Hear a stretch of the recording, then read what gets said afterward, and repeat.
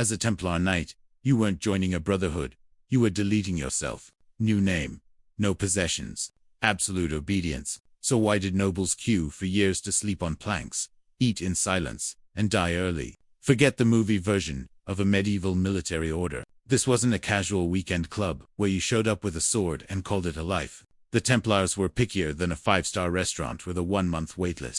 Most boys who dreamed of that white mantle with the red cross started around 13 or 14. But here's the catch. You couldn't be just any bright-eyed farm kid. You needed connections, funds, or both. Noble blood helped. And even then, Daddy's gold didn't guarantee you'd survive their gauntlet. The admissions grilling made modern interviews look gentle. A panel of hard-edged veterans pressed you on family debts, health, even whether you'd hidden a wife. Some foolish boys tried bad move. The order had ways of finding truth. Impress them. Great now. Swear 3 vows that would govern every breath until death. Poverty keys your personal wealth. Goodbye forever. Chastity no romance. Period. Not even a sentimental hand squeeze at a family feast. Obedience follow orders without a murmur, even if you're told to scrub the chapel stones with your own toothbrush. Then came purification rites under watchful eyes. Ceremonies designed to test your resolve. Plenty broke down and bolted. Honestly, sensible training began the moment you didn't run. Sword, lance, shield repeat, until your arms felt like boiled rope. But the work didn't stop at steel. You cared for Destria's massive warhorses, priced higher than most homes. Collapsed from exhaustion while grooming. Too bad. The animal came first. The prayer schedule hammered your day flat. Dawn, midday, evening, midnight in your knees, so often your joints toughened like leather. Meanwhile, you memorized hundreds of rules. How to eat soup, how to maintain a blade, how to breathe during prayer. Rejection rates were brutal. Out of 100 eager candidates, maybe 5 earned the white mantle. The others limped home with relief and a story. For the chosen few, the real challenge started immediately. Forget snooze buttons. You rose before the rooster, staggering to the first prayer. Choice had nothing to do with it. They lived by the rule. The most obsessive handbook you can imagine. Over 700 regulations covering when to eat, sleep, speak, work, and likely when not to scratch. Mealtime, a disciplined drill. Dozens of armed men sat in perfect silence while scripture was read aloud. No jokes, no small talk, nothing. Slip up, and penance followed. And here's the strange twist. Many liked the structure. Men who could have filled castles with music and wine chose a life where someone else timed their bathroom breaks. After the silent breakfast, straight to horse duty. These weren't gentle ponies. They were crater-hoofed engines that could crush a foot without noticing. Hours spent grooming, feeding, checking every tendon and strap. Then weapons practice. Blades don't sharpen themselves. Chain doesn't polish itself. They drilled, mended, inspected because one cracked link in your mail could become your epitaph. Everything was supervised. Privacy was rarer than unicorns. Eyes on you at meals, prayers, work, even in sleep. Lights out meant regulations about how to lie, how blankets were folded, how gear was stowed. This wasn't summer camp with evening devotions. It was a full rewiring of human habit, turning lone warriors into a synchronized machine. Where did these elite fighters live? In commanderies built for utility, not comfort. Think stone, order, and simplicity spread across Europe. Military monasteries, with barracks energy and monastic discipline. Each knight had a sliver of space, a plain bed, a chest for arms, maybe a stool. Personal luxury, not in the vocabulary. Everything, clothes, bedding, gear, belonged to the order, down to the undergarments. Hard to covet what isn't yours. The heart of every site was the chapel, not a token room, but a full church where attendance was constant and compulsory. Miss morning prayers and you met the floor on your knees for a while. Life ran like a college dorm enforced by abbots and captains. Long tables, shared halls, communal washing, permission even to step out. In the refectory, the silence continued, while someone read scripture. Try chatting, and you'd be scrubbing stones by nightfall. A commandery functioned like a small, humming village. Workshops, stables, storehouses, offices. Knights lived there and worked there. Smiths repaired gear. Scribes logged every mule, coin, and cloak. Brothers maintained walls, fields, and arms. Dependency wasn't abstract. It was survival. When your next ride might end in a skirmish, trusting the man beside you mattered more than comfort. Out of this tight communal life came a machine Europe hadn't seen before. A disciplined force knitted to a religious spine. Organization was the secret hand, the trap. 15,000 members across continents with no phones. No telegraph, so they built a hierarchy like an iron ladder. At the top, the Grand Master, a medieval CEO whose decisions could ignite wars. Under him, Seneschal Marshal, the commander of the Kingdom of Jerusalem, and a string of officers with titles long as parchment. Duties were carved and clear, and those white mantles, only full knights wore them. Sergeants, fighters, handlers, clerks wore brown or black. Chaplains had their own garb and kept the souls in line. Orders flowed down. Questioning them wasn't just insubordination. It was treated like sin. Penalties were swift. Minor fault, fewer meals or extra prayers. Major breach, enjoy eating on the floor for a year if you weren't expelled outright. In that world, losing your mantle could gut your status in a heartbeat. Records tracked everything: arrivals, promotions, failures. With properties from England to the Holy Land, paperwork wasn't optional. It was the bloodstream. Reports ran up the chain and across the map like a medieval internet. They balanced steel and scripture with unnerving commitment. A man might lead a charge at dawn and copy manuscripts by lamplight. The same hands that tended siege engines traced letters and rosaries, and it worked until it scared the wrong people. The order became a state inside states, tax-exempt, answerable only to the Pope, richer and better organized than kings. That independence made monarchs twitch. When you look more efficient than the crown, jealousy and fear start whispering. First loyalty was to God, then the sword, everything else a distant third. They weren't Sunday nights. Their clock was prayer. Matins at 2 in the morning, yes, 2 a.m. while normal folks slept. Lauds at sunrise. Prime at 6, terce at 9, sext at noon, none at 3, vespers at sunset, compline before bed. 8 services, every day, whether nestled in France or camped in the heat outside Jerusalem. They didn't get prayer holidays during war. They built formations to rotate prayers while others held lines. Confession was routine. Thoughts and slips were aired to chaplains regularly. They believed God watched and would withdraw favor if they strayed. Their mission extended past battlefields, guarding pilgrims, running hospitals, feeding the hungry, mediating disputes, supporting widows and orphans. Contact with women banned hard. No kisses from mother or sister, no dances, no flirtations. Attachments were seen as cracks in armor. The Red Cross wasn't fashion. It was a standing reminder of martyrdom. Many saw death in battle as the highest offering, and the fighting constant, dangerous, exhausting. Heavy cavalry at the center of Crusader armies, thundering forward in mail and steel. 60 pounds of armor biting shoulders while a 12-foot lance leveled at speed. Your morning checklist mattered. Every link checked, every strap tight. A rusted rivet could become a fatal opening. The horses war bred, volatile, priceless, demanded expert care. Lose one, and you became a slow, expensive target in heavy metal pajamas. Between pitched battles, the order guarded routes, broke bandits, and raised fortifications. None of it was gentle. Roads were risky. Castle work meant stone hauling under a killing sun, and the prayers never stopped. They set down tools or weapons to recite psalms, and then picked them up again. Their own medics learned to cut, set, and stitch because wounds were guaranteed. Surgery advanced by grim necessity, but infection still took many. Survival rates were ugly. Most died young, steel, fever, or captivity. Some captured brothers were executed rather than ransomed because they would not recant. Why keep fighting? Because they believed death in God's service vaulted the soul upward. Ironically, the reputation that made them feared also made them rich. Success bred influence, and influence opened coffers. They owned lands, ports, and strongholds. But their true genius was financial. They built a banking web. A merchant could deposit coin in Paris and draw the value in Jerusalem. No flashy bags, advertising "please rob me." Fees flowed in. Kings borrowed. Crusades were funded. The order held collateral so grand, it made rulers sweat the crown jewels of France among them. Even popes relied on their ledgers. Wealth this visible attracts storms.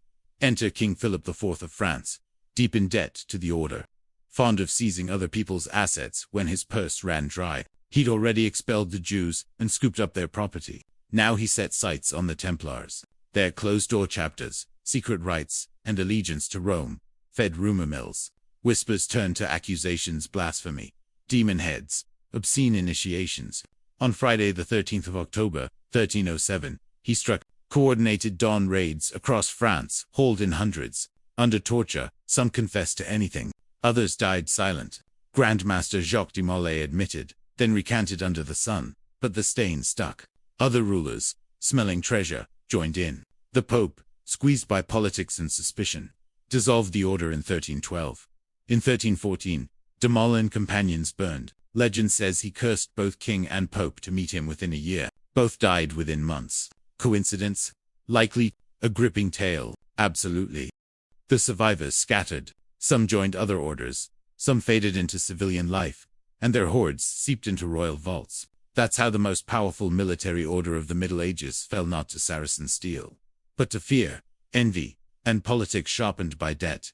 The ashes of the order didn't vanish overnight. Europe still trembled with rumors long after the last pyres cooled. Whispers of hidden treasure, secret rites, and surviving Templars melted into legend. Some claimed their ships slipped out of La Rochelle under the moonlight, carrying gold and relics bound for Scotland or Cyprus. Others swore they reappeared in new disguises, folded into other orders, guarding their secrets behind new banners. Maybe that was wishful thinking. Maybe not. The truth was simpler and colder. The world that had built the Templars no longer existed. Their castles became royal fortresses. Their farmlands fed kings instead of brothers. The same nobles who once begged for admission now pretended they'd never heard of them. Yet the structure they'd created didn't diet, just changed uniforms. The Templar network had been the spine of medieval logistics.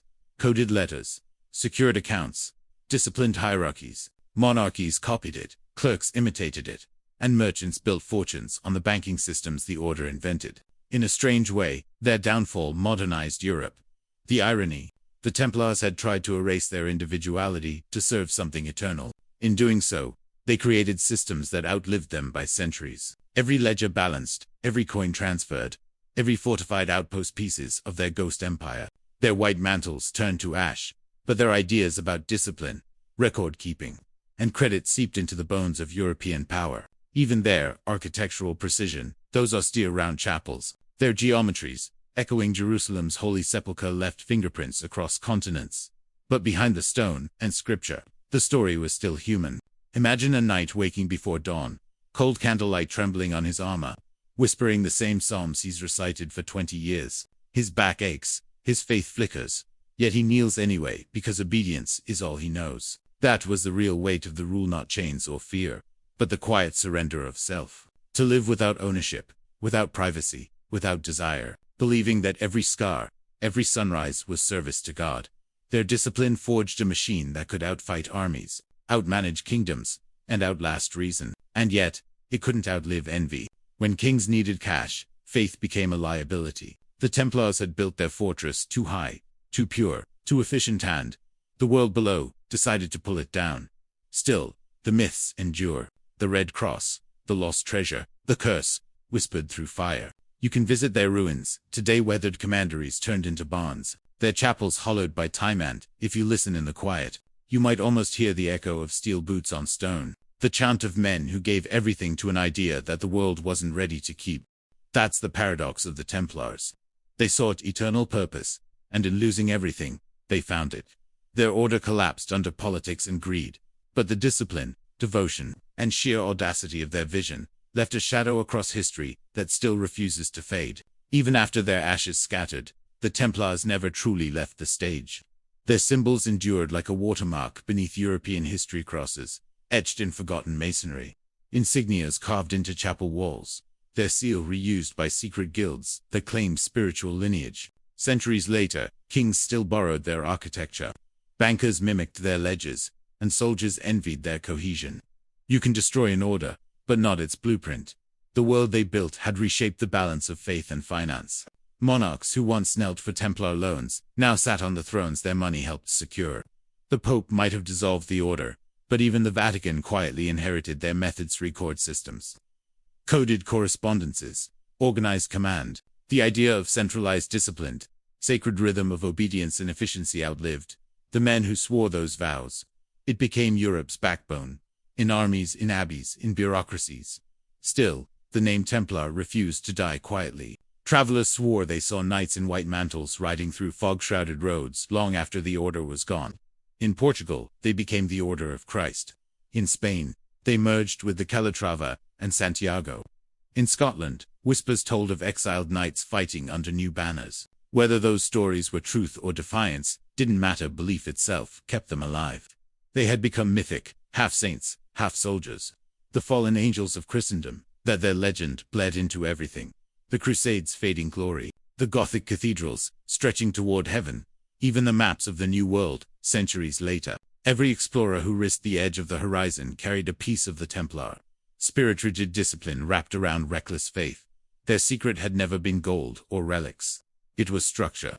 A belief that order could conquer chaos, that devotion could build empires stronger than any sword. If you walk the ruins today, Mont Saint-Thomas, Temple Church in London, you'll find geometry so precise it feels mathematical, not mystical. Circles within squares, arches aligned to stasis, acoustics designed for prayer that still ring clear 700 years later. These weren't just fortresses. They were instruments of faith, sound, light, and stone tuned into harmony. The Templars believed that perfection, even in brick, mirrored divinity, and maybe that's why their fall feels so heavy. Because for once in medieval history, a group of men actually lived what they preached: poverty without complaint, duty without rest, loyalty without reward. They were flawed. Yes, human greed, ambition, and politics swirled, even inside their sanctuaries. But they built something rare: unity. Total, terrifying unity. Their ghost lingers wherever ideals clash with power. Every revolution, every secret brotherhood, every system that prizes order over self, they're there, woven in the background. The Templars didn't vanish. They transformed, slipping out of history's grasp to live forever in its design. But legends never stay buried. In the centuries after the last Templar flames died, their story warped into something strange, half warning, half prophecy. Chroniclers whispered that their surviving brothers carried forbidden knowledge, secrets, from Jerusalem locked in coded scrolls or carved into cathedrals for those who knew how to read the stone. Alchemists claimed the Templars had found the Philosopher's Stone, that their hidden vaults brimmed with relics of power. Others swore they guarded something more dangerous: truth itself, the kind that could unmake kings and church alike. By the Renaissance, Templar no longer meant soldier, it meant mystery. Artists painted them as ghostly guardians in the margins of holy texts. Stonemasons adopted their geometry into the birth of Freemasonry, carrying forward their obsession with sacred proportion and hidden order. In Paris, London, and Lisbon, entire districts still bear the imprint of their commandery street layouts, echoing their fortress designs. Temples turned into courthouses, prisons, or banks. The irony is poetic. The men who took vows of poverty built the skeleton of Europe's wealth. The Templars' influence reached even the oceans. When Portuguese explorers sailed into uncharted waters, they carried the Red Cross on their sails, the same symbol once feared on Crusader shields. It wasn't a coincidence. The Order of Christ, Templar in all but name, financed voyages that stitched continents together. The same discipline that once guarded pilgrims now guided ships toward empires. The sword had become a compass. Meanwhile, scholars obsessed over their downfall. Were they victims of corruption or martyrs of power? King Philip's purge looked less like divine justice and more like an elaborate heist. Historians found no proof of devil worship or heresy, only the oldest story in politics: fear of debt, envy of strength. The church erased them officially, but spiritually, their flame burned brighter in imagination than it ever had in reality. Walk through the ruins of a Templar chapel today. You'll find the same round nave built to mirror the Holy Sepulchre, its acoustics still perfect for a single human voice, whispering prayers into echoing vaults. The carved crosses, the disciplined symmetry, it all feels haunted. Like the walls remember the rhythm of their chants. Stand there long enough, and you can almost sense them stillmen, who traded everything for a promise the world betrayed. And that's the paradox that endures. The Templars weren't destroyed because they failed, they were destroyed because they succeeded too well. They built a world more organized than any kingdom, more faithful than any court, and more ungovernable than any army. Power feared devotion that pure. The kings thought they burned the order to ashes, but all they did was scatter its seeds. Centuries later, their Red Cross still flies on maps, on cathedrals, even on spacecraft, symbols of duty, unity, and faith in something larger than the self. The knights who erased their names ended up immortal. The brotherhood that vowed to own nothing ended up owning eternity. Some say the true legacy of the Templars isn't in treasure or relics, but in the very architecture of belief that shapes how the West still thinks about loyalty, secrecy, and sacrifice. They became the archetype, the original blueprint for every shadowed brotherhood and disciplined elite that came after them, from Jesuit orders to modern special forces.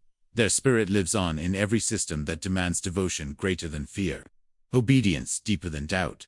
Even the idea of a uniform code, of rules binding men tighter than bloodlines, was theirs first. Before the Templars, soldiers fought for lords. After them, they fought for causes. The notion that purpose could outlast kings was revolutionary and dangerous. Their vow erased ego and replaced it with duty. It turned faith into a weapon sharper than steel. That terrified those in power, because obedience to God left no room for obedience to kings.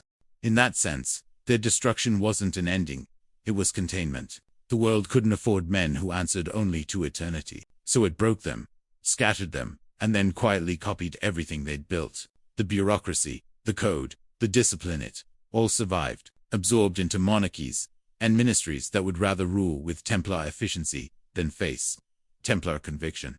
But there's something haunting about their silence. No written pleas, no rebellion, no desperate attempt to save themselves. When the arrests came at dawn, they obeyed orders one last time. They submitted, not out of fear, but principle. Their oath was obedience until death, and they kept it. That's what makes their story more tragic than any legend of buried gold or curses. It's a tragedy of faith turned against itself.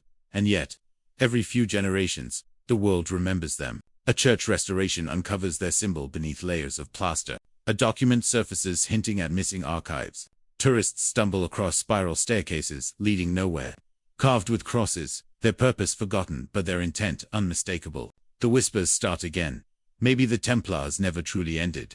Maybe they simply went underground, waiting for a world ready to understand them. But perhaps their real resurrection isn't physical at all. Maybe it's in the way we still chase meaning, with the same fervor they chased God.